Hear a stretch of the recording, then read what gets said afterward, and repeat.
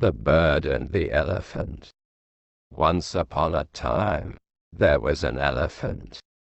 He was very big and very proud. He was selfish, too. He did not think about the small animals in the forest. "I'm the most important animal of all," he said. "I don't care about you."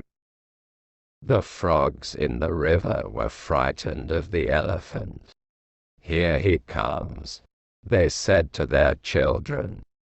"Run away. The elephant will tread on you and kill you." The birds in the trees were frightened too. "The elephant's coming," they said to each other. "He'll knock down the trees. We must fly away." One little bird did not hear the others. She was looking for a good place to build her nest. A river ran through the forest and a big tree grew beside it. "I will build my nest there," thought the bird. She worked hard and soon her nest was ready. She laid 6 beautiful eggs in it. She sat on the eggs all day and all night. She was keeping them warm. One day, the bird heard a noise. Tap, tap, tap, tap. She looked at her eggs. There was a hole in one of them. She looked at the others. All the eggs had holes in them. The chicks were coming out. The bird was very happy. She had 6 little chicks now. She was very proud of them. But the chicks were hungry. They opened their beaks and cried out for food. "Wait, my little ones," their mother said to them.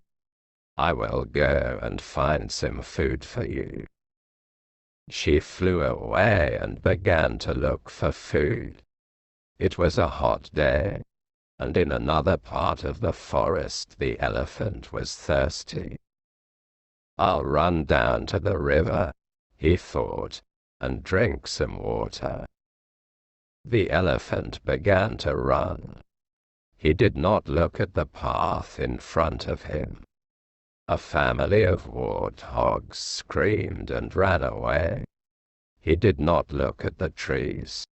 Birds cried out and flew away.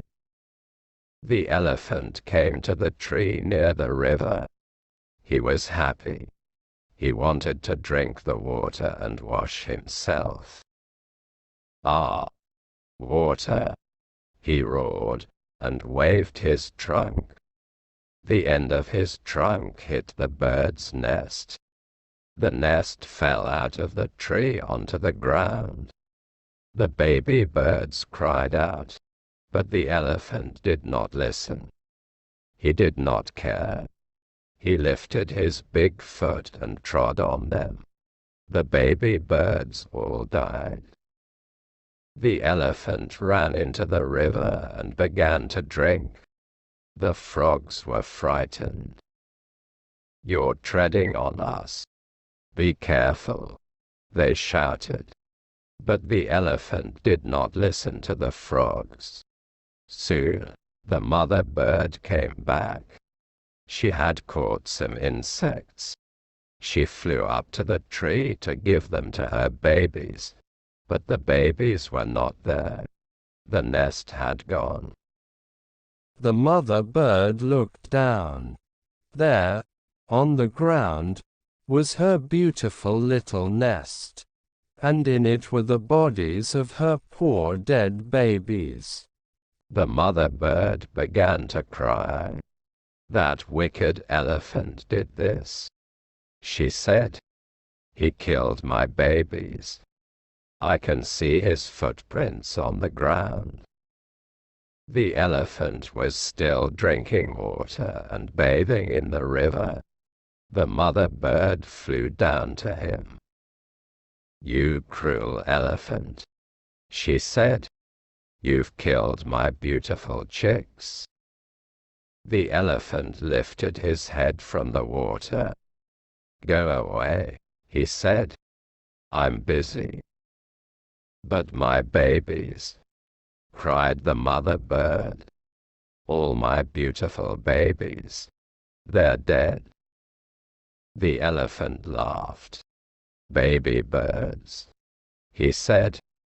"I don't care about baby birds. Now go away.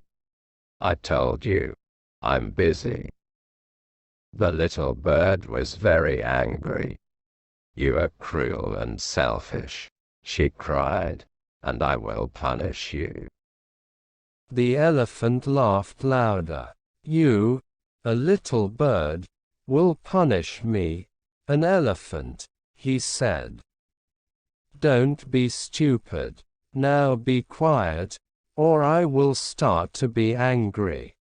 The mother bird flew away into the forest.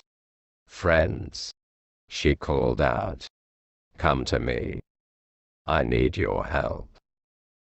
The other birds heard her. They flew to her. Soon, a big crowd of birds was listening to her story. "That cruel, wicked elephant," they all said.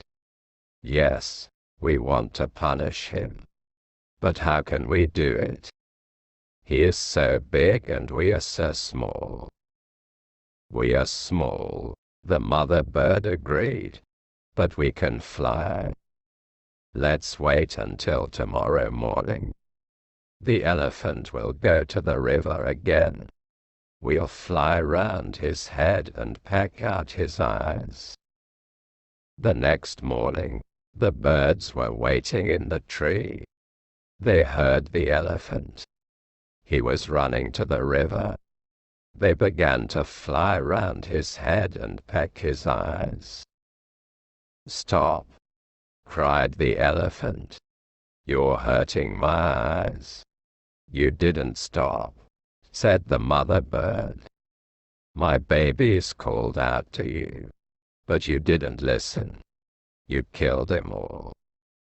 The birds went on pecking at the elephant's eyes. He was blind now. He couldn't see any more.